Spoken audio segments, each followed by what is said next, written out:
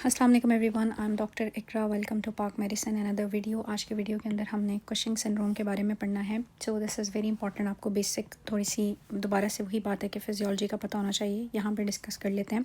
सो हमने डिस्कस किया था कि हमारे पास हाइपोथैलेमस है और वो कनेक्टेड है पिट्यूटरी के साथ, ठीक है। ये आपके इंटीरियर पिट्यूटरी हाइपोथैलेमस है और ये हमारे पास एडिनो हाइपोफाइसिस ट्रैक के थ्रू कनेक्टेड होता है। यहाँ से सिग्नल आता है corticotropin releasing hormone interior pituitary पे। कॉर्टिकोट्रोप्स हैं वो एक्टिवेट होते हैं और ACTH रिलीज़ होता है और ये ACTH जाता है और आपकी किडनी के ऊपर एड्रीनल ग्लैंड है, उसका इनर पोर्शन एड्रीनल मेड्यूला है। सो ये ACTH एड्रीनल कॉर्टेक्स को जाके स्टिमुलेट करता है और जब कॉर्टेक्स को स्टिमुलेट करता है तो 3 लेयर्स हैं GFR।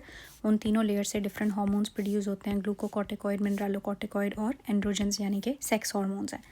अब जो आपका कुशिंग सिंड्रोम है उसके अंदर क्या हो रहा होगा कि आपका एक्सेसिव ग्लूकोकॉर्टिकॉइड यानी कि एक्सेसिव कॉर्टिसोल होता है बॉडी के अंदर, ठीक है। अब जब एक्सेसिव कॉर्टिसोल होता है तो नंबर 1 ये हो सकता है कि ये पिट्यूटरी के लेवल पर हो, ठीक है।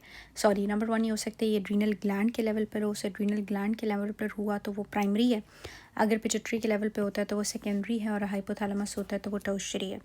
जो बेसिकली कुशिंग सिंड्रोम है ना, बेसिकली वो ये होता है कि आपका हाई ACTH है और हाई ACTH आके ग्लैंड को एक्टिवेट कर रहा है और ग्लैंड से आगे हाई कॉर्टिसोल बन रहा है। That's basic Cushing syndrome, but it could be due to various reason. और इसके अंदर बहुत ज़्यादा समझने वाली बात है, स्पेशली जब हम इन्वेस्टिगेशन की बात करेंगे। वो इसलिए कि नंबर 1 तो ये हो सकता है कि आपका यहाँ से यानी कि नंबर 1 एड्रीनल ग्लैंड से ज़्यादा बन रहा है, ठीक है। और अगर एड्रीनल ग्लैंड से खुद ही ज़्यादा कॉर्टिसोल रिलीज़ हो रहा है तो वो ACTH इंडिपेंडेंट है, ठीक है। नंबर 2 ये हो सकता है कि वो ACTH डिपेंडेंट हो। अब ACTH डिपेंडेंट में भी या तो ACTH ऊपर से ज़्यादा आ रहा होगा या ACTH किसी एक्टोपिक सोर्स से आ रहा होगा, किसी एंडोक्राइन कैंसर से या लंग कैंसर से, या कहाँ से आ रहा है। सो ये एक बहुत डिटेल है जिसको हमने इन्वेस्टिगेशन के बेस पे डिफ्रेंशिएट करना है। तो आपने अब ये टॉपिक समझना है, फिर मैं आपको साथ में इन्वेस्टिगेशन से डिफ्रेंशिएट करना सिखाऊंगी। So starting from here, aetiology क्या होती है? एटियोलॉजी ये होती है कि एक्सेसिव कॉर्टिसोल है और इसके वेरियस कॉजेज़ हो सकते हैं। नंबर 1 कॉर्टिसोल इसलिए ज़्यादा है कि आप बाहर से, यस नंबर 1 तो ये सबसे इंपॉर्टेंट कॉज है कि एक्सोजीनियसली आप ग्लूकोकॉर्टिकॉइड बाहर से आप ये जो कीमी पक्कियाँ ले रहे हैं या स्टीरॉइड ले रहे हैं, आप बाहर से इतना ज़्यादा स्टीरॉइड ले रहे होते हो। सो बाहर से जब आपकी बॉडी में स्टीरॉइड होता है तो यही बात है कि जब एक्सेसिव स्टीरॉइड होगा तो फीडबैक की वजह से ACTH आपका इनहिबिट हो जाएगा। सो फीडबैक की वजह से ACTH इनहिबिटेड होगा। चूँकि ACTH आपके ग्लैंड को आके एक्टिवेट तो नहीं कर रहा ना, तो ग्लैंड के लेवल पे आपको क्या मिलेगी? सो ACTH इनहिबिटेड होगा, वो ग्लैंड को एक्टिव नहीं करेगा, तो ग्लैंड के लेवल पे आपको एट्रोफी मिलेगी। तो that is the most common cause, ठीक है। नंबर 2 हमारे पास क्या हो सकता है? नंबर 2 प्राइमरी एड्रीनल एडिनोमा, यानी ग्लैंड के लेवल के ऊपर कोई बिनाइन कैंसर है, हाइपरप्लेजिया है या कार्सिनोमा है। तो इसमें भी सेम यही होगा कि ग्लैंड के लेवल से हार्मोन की प्रोडक्शन ज़्यादा है लेकिन ऊपर से ACTH इनहिबिटेड है, और जो भी अनइन्वॉल्व्ड साइड होगी उस तरफ हमें एट्रोफी मिलेगी, ठीक है। नंबर 3 हमारे पास क्या है? ACTH secreting pituitary adenoma. अब ये दोनों तो ये तो बाहर से आ रहा था, ये ग्लैंड के लेवल पे था। अब ऊपर से आपका पिट्यूटरी ट्यूमर है जो कि ACTH बहुत ज़्यादा बना रहा है, तो ऑब्वियसली बात है ACTH ज़्यादा होगा और इसी को हम कुशिंग डिजीज़ कहते हैं। पैरानियोप्लास्टिक ACTH भी हो सकता है। ये इसका मतलब है कि एक्टोपिकली आपका ACTH कहीं और से बन रहा है, for example small cell lung cancer से बन रहा है, ब्रोंकियल कैंसर से बन रहा है, या बायलेटरल एड्रीनल हाइपरप्लेजिया से बन रहा है, सॉरी। सो ये भी हो सकता है। सॉरी, अब जो इम्पॉर्टेंट चीज़ है वो ये है कि आपकी यहाँ पे बायलेटरल एड्रीनल हाइपरप्लेजिया मिलेगा, क्योंकि ACTH अगर ज़्यादा है तो वो दोनों तरफ जाके किडनी के ऊपर जो एड्रीनल ग्लैंड्स हैं उनको एक्सेसिव स्टिमुलेट कर रहा है। सो एक्सेसिव स्टिमुलेशन की वजह से ग्लैंड का हाइपरप्लेजिया का मतलब है कि वो साइज़ में इंक्रीज़ होगा। सो एक्सोजीनियस के अंदर आपको क्या मिलेगी? एट्रोफी मिलेगी। लेकिन अगर कुशिंग रियल वाला कुशिंग होगा, पिट्यूटरी एडिनोमा, हाई ACTH, तो आपको हाइपरप्लेजिया मिलेगा। Cushing disease is responsible for measure of the endogenous causes. अब मैं एक MCQ देख रही थी कि एंडोजीनियस कॉजेज़ में कौन सी फाइंडिंग आपको मिलती है, तो एंडोजीनियस कॉजेज़ में फाइंडिंग हाइपरप्लेजिया है और एक्सोजीनियस में एट्रोफी है ग्लैंड की। अब फीचर्स क्या होते हैं? वो कहते हैं मून फेसेस से हम इसको याद रखते हैं, जैसे कि आपको ये मून फेस और ये एब्डोमिनल स्ट्राया नज़र आ रहे हैं। कॉमनली यही होता है। सो पेशेंट को मेटाबॉलिक सिंड्रोम होगा। वाई? अब क्या मैं ये सारी चीज़ें दोबारा से एक्सप्लेन करूं या आप लिंक्ड कर सकते हो? सो हाई कॉर्टिसोल होगा, ग्लूकोज कंजर्व करेगा, हाइपरग्लाइसीमिया, हाई अमाउंट में एल्डोस्टेरॉन वाले काम भी करता है, high sodium retention, water retention होगी तो हाइपरटेंशन भी होगी, और लिपिड को भी स्टोर करता है। ट्रंकल वेट गेन होगा, एक्सट्रीमिटीज़ की वेस्टिंग है, मून फेस होगा, डोर्सो सर्वाइकल फैट पैड्स या बुफेलो हम्प होगा। साथ में ऑस्टियोपोरोसिस हो सकता है, neuropsychiatrically depression, anxiety, irritability, facial plethora, excessive androgen हो सकता है जिससे एक्नी, हिरसुटिज्म होगा, cataract, immunosuppression, bruising, skin changes, thinning, striae and hyperpigmentation due to high ACTH आपकी बॉडी में होंगी। अब टेस्ट हम क्या कर सकते हैं? So this is important thing. यहाँ पे बच्चों को कन्फ्यूजन होती है कि क्या टेस्ट हो सकते हैं। सो स्क्रीनिंग टेस्ट के अंदर सबसे पहले तो आप फ्री कॉर्टिसोल मेजर करोगे तो वो रेज्ड होगा, या 24 आवर यूरिनालिसिस पे कॉर्टिसोल देखोगे तो हाई होगा, salivary night cortisol levels measure होंगे तो वो भी रेज्ड होगा, या इवन के आप low dose dexamethasone suppression test. तो ये सारे के सारे इनिशियल स्क्रीनिंग टेस्ट हैं जो कि 3 हैं, ठीक है।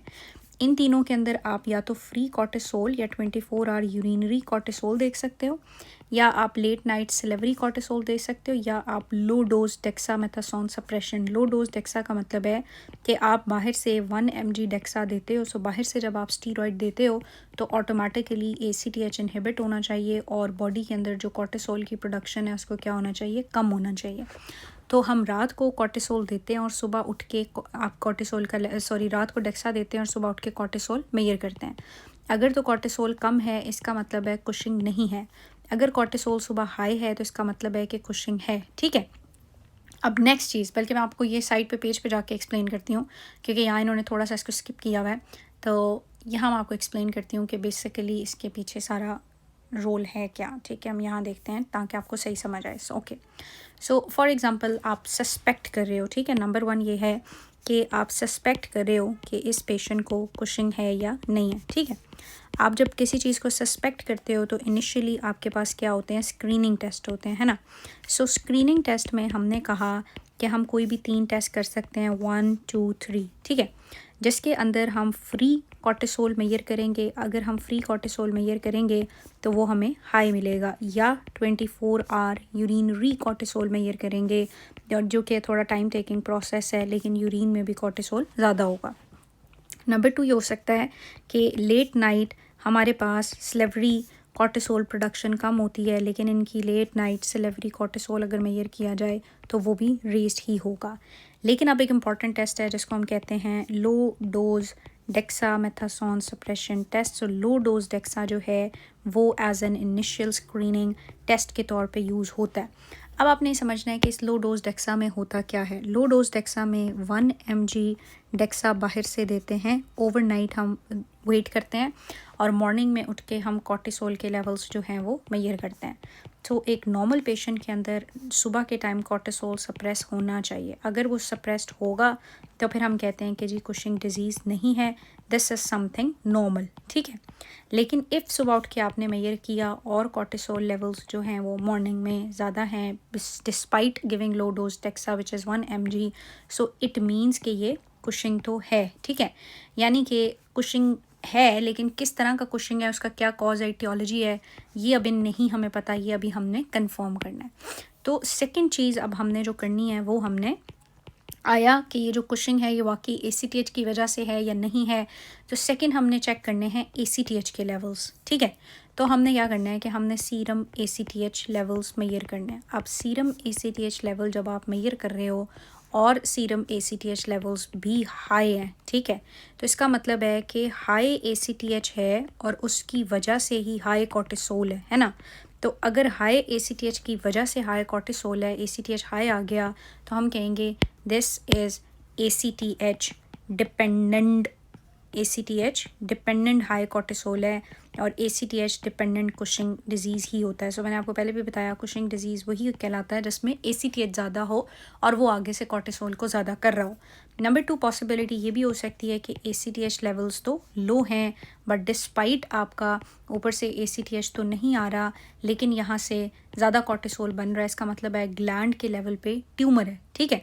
सो ग्लैंड के लेवल पे प्रॉब्लम हो सकता है। सो ये ACTH इंडिपेंडेंट हो जाएगा, यानी ACTH पे तो डिपेंड ही नहीं करता। सो ACTH इंडिपेंडेंट में जो पॉसिबिलिटी है वो ये हो सकती है कि आपके ग्लैंड के लेवल पे पैथोलॉजीज़ हैं, यानी कि आपका एड्रीनल एडिनोमा हो सकता है, एड्रीनल कार्सिनोमा हो सकता है, ठीक है, एड्रीनल हाइपरप्लेजिया हो सकता है, व्हाटएवर, जो कि हाई कॉर्टिसोल प्रोड्यूस कर रहा है। और इसके लिए हम MRI ऑफ द एब्डोमेन करेंगे और MRI of the adrenal gland करेंगे to see that adenoma. Okay, that is ACTH independent. वो तो स्टोरी ख़त्म हो गई। नाउ अगर ACTH डिपेंडेंट है, अब यहाँ पे फिर हमें थोड़ा प्रॉब्लम है। हम तीसरा टेस्ट करना चाहते हैं ये देखने के लिए कि ये जो ACTH है, आया ये पिट्यूटरी से ही रिलीज़ हो रहा है या ये ACTH किसी आप कह सकते हो कि एक्टोपिक टिश्यू से आ रहा है ना। अब ये भी तो पॉसिबिलिटी है कि ये ऊपर से ही आ रहा हो, लेकिन हो सकता है ये कहीं और से आ रहा हो। तो ये देखने के लिए अब ट्विस्ट ये आता है कि हमने हाई डोज डेक्सा करना है। High dose dexamethasone suppression test जो है वो अब हमने करना है। सो high dose dexa suppression test हम जब करेंगे तो इसमें कुछ आई थिंक 8 mg डेक्सा देते हैं, और 8 mg डेक्सा देने के बाद हम अब जब इतना हाई डेक्सा देंगे तो इतना हाई डेक्सा की वजह से आपका पिट्यूटरी ACTH इनहिबिट हो जाना चाहिए। तो हम दोबारा से ACTH मेजर करते हैं, और अगर ACTH सप्रेस हो जाए तो हम कहते हैं हाँ पिट्यूटरी पे हाई डोज डेक्सा ने एक्ट किया है। So this is basically kind of pituitary adenoma, और अब हमें पिट्यूटरी का MRI करना पड़ेगा to confirm it. This is the next investigation. लेकिन अगर हाई डोज डेक्सा देने से भी आपका ACTH सप्रेस नहीं हुआ तो ये पिट्यूटरी से नहीं आ रहा, इसका कोई एक्टोपिक सोर्स है। और एक्टोपिक सोर्स क्या हो सकता है? कोई abdominal cancer, small cell lung cancer, whatever. तो CT of chest and abdomen हम करेंगे to find out that ectopic tissue. So आपका ये देखने के लिए कि ACTH आ कहाँ से रहा है, 2 टेस्ट हो सकते हैं। नंबर 1 हाई डोज डेक्सा, और नंबर 2 हमारे पास कॉर्टिकोट्रोपिन रिलीजिंग हार्मोन स्टिमुलेशन भी हम करके देखते हैं। सो अगर इसको स्टिमुलेट करने से ACTH ज़्यादा हो रहा है तो इट मीन्स कि ये आके पिट्यूटरी को ही एक्टिवेट करा है, then it is pituitary adenoma. और अगर लो रहेगा then it is ectopic. So I can understand थोड़ा सा ये बुरा है, या शायद मैंने अच्छा एक्सप्लेन नहीं किया होगा, but I tried my level best. कि नंबर 1 जो है वो आपके स्क्रीनिंग टेस्ट होते हैं। स्क्रीनिंग के बाद लो डेक्सा पे पता चलता है कि चलो कॉर्टिसोल ज़्यादा तो है, लेकिन इसकी रीज़न ACTH है या नहीं है, जिससे सीरम ACTH मेजर करते हैं। हाई है तो ACTH डिपेंडेंट है, लो है तो इंडिपेंडेंट है, इंडिपेंडेंट है तो ग्लैंड के लेवल का प्रॉब्लम है। अब हाई है तो वो पिट्यूटरी से आता है या एक्टोपिक है, इसके लिए high dose dexa suppression test या आपका कॉर्टिकोट्रोपिन रिलीजिंग हार्मोन स्टिमुलेशन करके हम देखते हैं। सो उसकी वजह से अगर सप्रेस हो जाए तो पिट्यूटरी है, नहीं सप्रेस होगा तो एक्टोपिक है। कॉर्टिकोट्रोपिन रिलीजिंग हार्मोन को स्टिमुलेट करने से ACTH आगे बढ़ेगा rhythm wise, then it is pituitary, नहीं बढ़ेगा then it's ectopic. I know it's a little complex, लेकिन अगर आप इसको समझें कॉन्सेप्ट वाइज और इसको रीड करें तो ये कोई इतनी मुश्किल बात नहीं है। सो इसके अंदर इन्होंने अब यही बात एक्सप्लेन की, आई डोंट नो इसको रिवाइज़ करना चाहिए या नहीं। सो वंस आपने डेक्सा कर लिया और कॉर्टिसोल ज़्यादा है, so second is measure ACTH level. If ACTH level is suppressed, it means it is ACTH independent. Independent जो है yes exogenous या adrenal हो सकता है, तो उसके लिए आप adrenal CT करोगे। अगर ACTH elevated है तो फिर हम कहते हैं ये ACTH dependent है, and ACTH dependent could be ectopic or pituitary. तो उसके लिए 2 टेस्ट हैं, high dose dexa and corticotropin releasing hormone stimulation test. High dose dexa पे भी अगर वो सप्रेस हो गया तो फिर वो कुशिंग ही है, मतलब कि वो पिट्यूटरी है, पिट्यूटरी का MRI करेंगे, ना सप्रेस हुआ तो वो एक्टोपिक है, और एक्टोपिक के लिए हम CT ऑफ चेस्ट, एब्डोमेन और पेल्विस करेंगे। और ये दोनों आपस में ऑपोजिट हैं। अगर कॉर्टिकोट्रोपिन रिलीजिंग हार्मोन देने से ACTH बढ़ा line wise, it means pituitary है, ना बढ़ा तो इसका मतलब है एक्टोपिक।